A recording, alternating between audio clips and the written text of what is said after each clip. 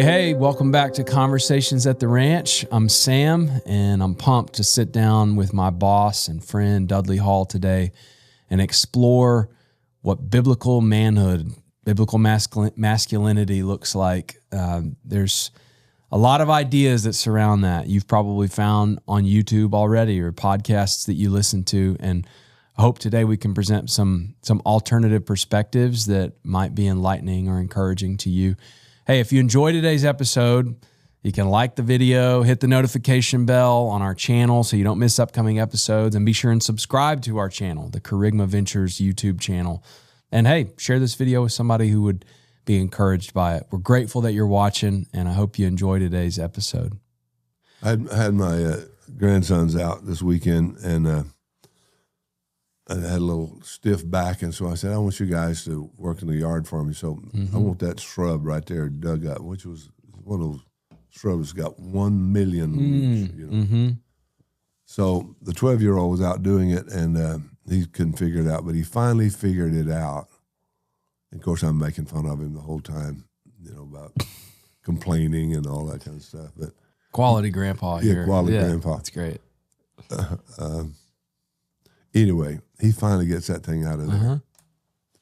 And so we were processing that, and he said, I just feel like I did something spiritual, heavenly. Really? I said, you did? That is brilliant revelation for a 12-year-old. Absolutely.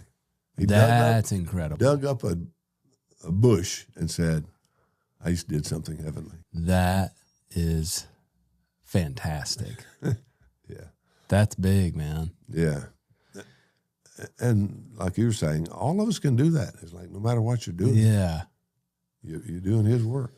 Man, that so naturally segues into one of the questions that we had targeted for today, and exploring like what it means to be a man, what it means to be a man in the kingdom of God, or what it means to be a godly man. And I just so believe it's not about being on the security team at your church. Yeah, right. You know, nothing against that. Anybody who's on the security team, that's great. It's not about some sort of like obscure display of masculinity. Like a definition for like what it means to be a man of God, I would have to think is a perpetual awareness, living your life with the awareness that I'm in partnership with eternity, with the divine, with God, who through His Son is taking dominion of this earth. And when I dig that shrub up, and do it with an awareness that this is eternal work. Yeah, that's what it means to be a man of God. I agree. It's hard to beat that definition. If you don't have that, you can be macho, but you won't be man. Yeah. Man, I listened to a podcast the other day with some guys that were talking about, you know, we see all these men that are just sissies in the church, and they don't know how to do jujitsu, and they're not trained on their handgun, and they're not, you know, building their business or whatever. And do I think it's cool to be able to do all that? Yeah. Like, do I respect men that express their masculinity in that way? Yeah. But to me, it's like, you're just living beneath your privilege. If that's where your definition or expression of godly masculinity or manhood looks like, are you doing man stuff? Yeah. No, because that leaves me in this seat of control, and I'm gonna discover my frailty and humanness pretty quickly, whether either through age or calamity or the perils of life. Yeah. And if I'm not living this life with the awareness of partnership of one greater, you know, the King that I'm living for and with and in partnership with, then, well, that's not very manly. Like, I'm gonna fade away. Yeah. So all I'm saying is I'd rather sync up with the one who will never fade away and change a diaper or do dishes, or maybe not ever learn how to shoot a gun, but Yeah. do what I do Yeah. with an awareness of who I'm doing it with. That's got to be the manly thing. Yeah, that's good. You don't need me for this. Just go ahead. No, I'm just surrounded by that stuff all the time. Like with guys, like I don't think that I don't think I'm this particularly great outdoorsman, or even like the life experiences I've had don't make me a man. Yeah. But I hear from Christian men like, man, I want to learn how to do that. Or I want to learn to do this. So I just, or teach my son to do that so he grows up to be a man. And I just want to say, and do say, like, that's a weak definition of godly manhood or biblical masculinity. It's cool, and I think those things are awesome, and we'll probably hang out more if you like those kind of things. But that's not it. And so I'm saddened when I hear men pursue that as those being the expressions of manhood. Yeah. I'm really moved by that picture of your grandson saying that. And him saying, like, I just feel like I did. What did he say? It felt like I did something heavenly. I mean, if that's not it, then then my spreadsheet that I work on, my doing the dishes in my apartment in Chicago, no kids, no wife, whatever. Yeah. That's heavenly. Yeah. So anybody listening to this, they need to hear that, I think. You know, what's really impacted him is he heard Red Steagall do his little poem. Yeah, on, the shorty. Yeah. The fence that me and Shorty That's built. right. Yeah. Shout out Red Steagall if you're listening. Yeah. And so he's memorized that Good. poem. And so when he got through the bush, he said, there's a fence that me and Shorty built. Did he say that? Yeah. That is so good. Excuse me. Well, this is a shameless plug for Leadership Expedition and Father-Son Weekend, all the stuff that we do that has to do with developing men.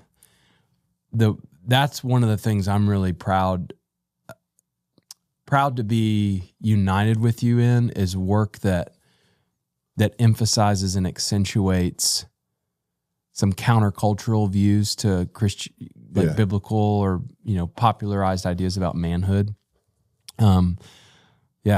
Scott Royal's one of our favorite people, I think we could say, and he models so well what it means to partner with God in his work. And it's cool to know how to do a lot of stuff, but what's cooler is knowing who you're doing it with. Yeah. Hi, I'm Dudley Hall with Kerygma Ventures. I would love to send you a weekly word from me. It lands in your box on Friday morning. What I try to do is cover what's happening in the world, regular events, but cover it from a biblical standpoint, a biblical worldview. And I would love to send it to you. So if you're interested, please sign up. The partnership thing is such a big deal. You know? And if you're not aware that you're a partner with God, then you are aware that you are isolated. And so then you are motivated to keep spinning the wheel. That's it. Or you finally will give up and just be lazy. Yeah. Partnership is a big deal.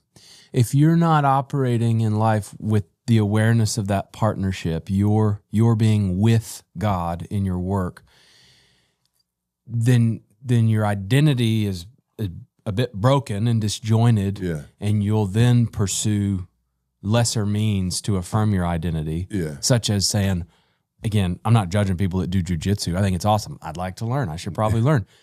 But the man that says that's what makes me a man, or my ability to shoot a gun or whatever, my ability to build a massive business, now you're using lesser gods as stand-ins for what should really be affirming. Yeah. Have you ever known anybody that was a pretty good athlete or something in high school, and then now they're 40-something years old, they've already gone through college, whatever, but they still go back to, I've never met anybody like that. Yes. Well, it's so sad to me because you're using a metric of a 16-year-old right to say, that still gives me some sense of worth here at 40-something years That's old. right. That's Uncle Rico on Napoleon Dynamite. Yeah. He says, I throw a football a quarter mile. I throw a football over the mountains. We'd have taken state back in whatever year that was, yeah. So I watch guys, who use the metric of how much money they've made or what portfolio they have or any of that kind of stuff. And it's like, you might as well go back to high school. Yeah. Tell me you were a great tennis player. I don't care. I'm not impressed. But if you're going to measure yourself by a biblical man or manliness, it is you are aware that you are not alone and that you are working with someone on a big project. That's so good, dude. Yeah. Me bragging about or leveraging statistics about my business or my sports career, me leveraging that in a way where I want you to think that's what makes me manly, reveals that, oh man, I must not be aware that I'm with God. Yeah. Yeah. Okay. Kind of fleshing it out here. Man, I hope my friends watch this. One of the pictures that I picked up somewhere along the way of, you've been around people, who the moment they're with you, they start telling you all their achievements. I have been around those A people. couple of those. Yeah. I like Westerns. And so in the Westerns, there was always the guy coming in the wagon with all the pots and pans hanging on the outside. Yes. And so you could hear him coming for a mile away, because everything's rattling. Clanging, yeah. So that's the way I picture these guys. Who, the moment they see you, they got to tell you everything they've ever done. How many degrees they have, how much money they made, whatever. They got all their pots and pans on the outside. Mm-hmm. There's nothing on the inside. Mm-hmm. So if you got to show me your pots and pans to get me to like you, I'm probably not going to. Dudley. And you're going to lovingly remind them. Yeah. Yeah. Man, that is good. I don't want people to watch this just for the sake of them watching it. It's just that identity thing, man. I've been talking to some other friends about that this week regarding a friend of ours that is really struggling. And the topic of broken identity, or not believing in their identity, I guess, is recurring. And I think that's a critical component of godly manhood or whatever is.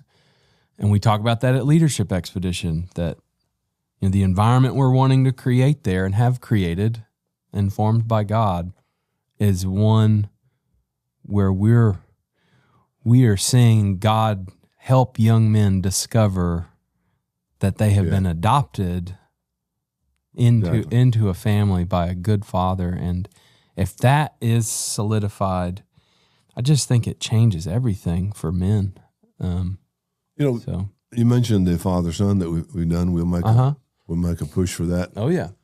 Father, the reason we have a father-son weekend, a rite of passage, is because boys need a father to call them into manhood. Mm-hmm. So boy, he's born of his mom. He's lived in her womb for 9 months. And honestly, the first few years, she's the nurturer. She provides safety and nurture and all that. But there comes a time when he needs to identify with the men. Mm-hmm. And so guys who are not called in, they don't hear an affirming word from a father figure that says, I see manliness in you. Mm-hmm. They have a hard time. Mm-hmm. They have a hard time ever believing that they're men. Yeah. So we spend a great deal of time that weekend on let's identify masculinity. Yep. Let's talk about what it is, and then have an opportunity to call guys into it. And it makes a major difference. Yeah. Super powerful. Yeah. Yeah, and there's not, at least in our Western context here, there's